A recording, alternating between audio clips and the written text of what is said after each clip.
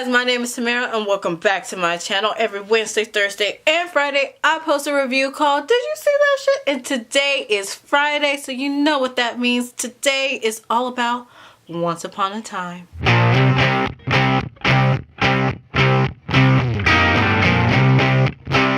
Last week's episode was entitled Beauty, and it was all about Rumpelstiltskin and Belle's story. So this whole episode was Halloween themed. You had Alice, aka Tilly, you had Rumpelstiltskin, aka Weaver, and you had, you know, Jacinda and Henry's storyline. But let's just flip back and forth between those storylines. So let's start with Henry and Jacinda and Ivy's storyline.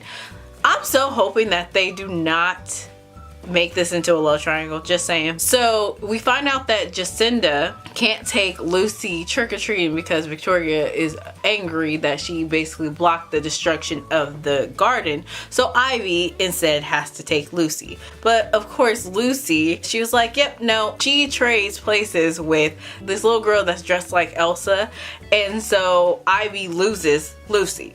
So she goes to find Jacinda. Henry is there because he wants to ask Jacinda out. In the beginning of the episode, he tells Ronnie that he found his wife and his daughter at the gravesite. He's having a dilemma about if he should move on. Ronnie's like, you can get a second chance with Jacinda and Lucy, so take that chance. So Jacinda sees Ivy outside, and Ivy's like, look bitch, I don't know where she at. She ran away, so I'm trying to, you know, find her before Victoria gets mad. That's like a question I've been having, like, is Ivy supposed to be just her assistant, or is that her daughter? But that is her daughter. Jacinda at first wants to leave her job because she's like, I need to find my daughter. But Henry's like, nah, I got you. I will go look for Lucy. You stay here, give me your number, and I will keep you updated. He's smooth with that though. He goes and he's looking. He finds Ivy sitting on a bench because she basically gave up at that point. She's like, I don't know where Lucy is. I don't want to disappoint my mom. I just want her approval. And Henry just basically is like, you don't need her approval. You need to do stuff for yourself. So they find Lucy. She went to this scary house that she's been talking about all freaking night. And at first Ivy was like, whatever. But that's the place where they find her. They take her back to where Jacinda is. And Ivy takes it upon herself to be like, look, it's an hour left of trick-or-treating. You take her. I will deal with my mom later. Jacinda brings up from earlier that Henry wanted to ask her something, and he flaked out. He was just like, I was just asking you because you look at my article. And she just makes a face like, oh, okay. But he should have just asked her out. Like, boy, stop being scourged. He goes back to Ronnie's, and lo and behold, Ivy walks up to him and it's like, oh, so what happened with you and Jacinda? And he's like, well, I'm not as brave as you are. And they, you know, drink together. But I'm just like, please don't do a love triangle between Jacinda, Henry, and Ivy. Please don't do that. So now let's go on to Weaver, Tilly, Rumpelstiltskin, Belle's storyline, because this is the last episode that we will see Belle in. Tear, tear. And they, once upon a time, y'all got me fucked up with the waterworks, okay? Just saying. So Rumpelstiltskin and Belle are getting ready for Gillian. Pause. I was calling him Gillian this whole freaking time, and I'm so irritated with myself. His name is Gideon, not Gillian. Sorry. So Rumpelstiltskin and Belle are getting ready for Gillian's first birthday. And of course, Belle is stressing out because she's like, I want to make sure his party is perfect. But Rumpel is like, look, as long as people come in, you know, he ain't gonna remember the shit anyway. You know, it's all good. And he gives her a book of adventures. So they go back to the Enchanted Forest and they start going on adventures together. And they stop at this bridge. Rumpelstiltskin is like, I got my happy ending. I want to get rid of this dagger. So he throws the dagger in like a magic river, but it magically reappears in his like boot. So he's like, fuck, I can't get rid of this shit. So then Belle is like, okay, well, we'll figure it out. So they go back home and they spend years trying to figure out how to get rid of this dagger. Gillian about to leave for college. Rumple's like, we need to stop looking for a solution. Like, we lived all these years trying to figure out a solution. Let's just spend time with our son. I feel like he grew up before our eyes. Belle finds a cure for it. We need to go where like the sun is shining, something like that. So they go there. The time is different there. Rumple is like, are you sure you want to do this? And Belle's like, well, we can spend an eternity here. I don't care as long as I'm with you. And I was like, why?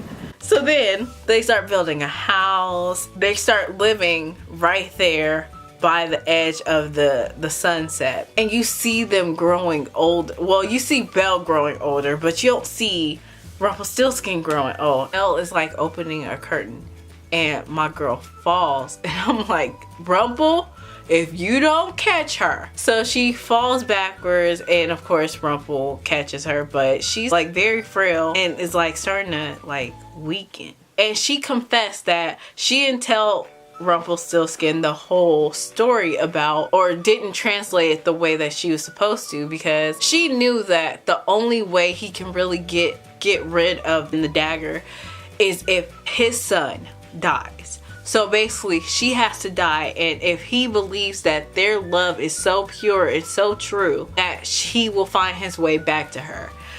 And you just see, like, you're just like, why do you do this to us? And she dies. And I was just like, so let's go back to Hyperion Heights, where Tilly is starting to go a little mad because she is off her meds. So she pops into Victoria's car and it's like, how are we in Hyperion? Like, how did we get here? Because she's starting to gain her memories back. And Victoria's kind of shook at the fact that this girl is starting to get her memories back, because no one's supposed to have their memories. So she tells Weaver to go and find Tilly and make sure that she takes her medicine, or she's going to release pictures and video of him being a shady cop. And so Weaver's like, oh shit, because Tilly is his informant. So he finds Tilly on the troll bridge and she's just talking like kind of crazy, and she's like, and everyone's wearing a mask right now, even you're wearing a mask. And she talks about him either being a good guy or a beast.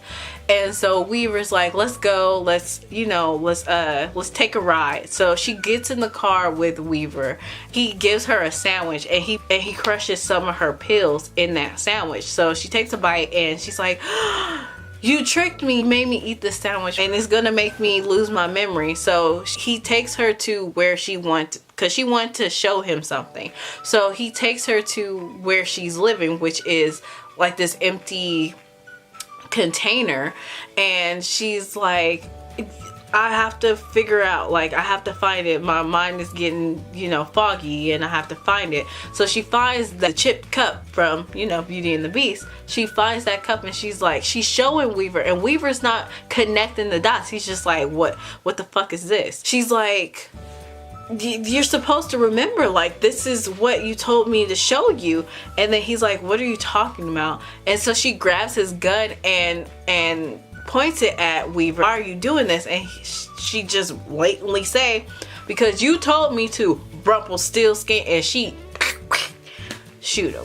So he wakes up out of being shot and he sees Belle. The reason why he's been doing everything is because he has to find his way back to Belle. So then Rogers comes in and he's like, you must be immortal because this gunshot wound should have killed you. Also, Tilly is in the waiting room.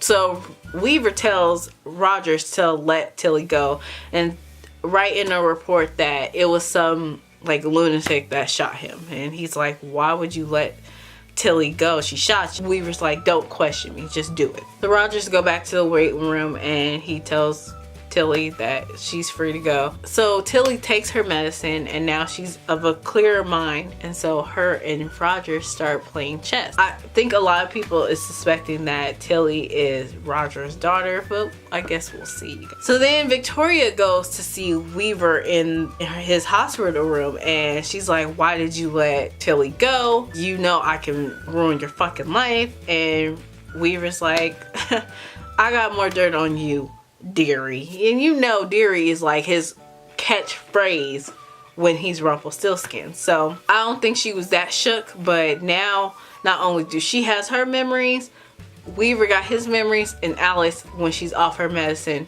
got her memories. Whew. Well, if you enjoyed this, please give it a thumbs up and subscribe to this channel where I post 4 days a week. Also, follow me on all my social media links, my Twitter, Tumblr, and Instagram, where I post regularly on all those good stuff. But other than that, I guess I'm going to see you guys later. Bye.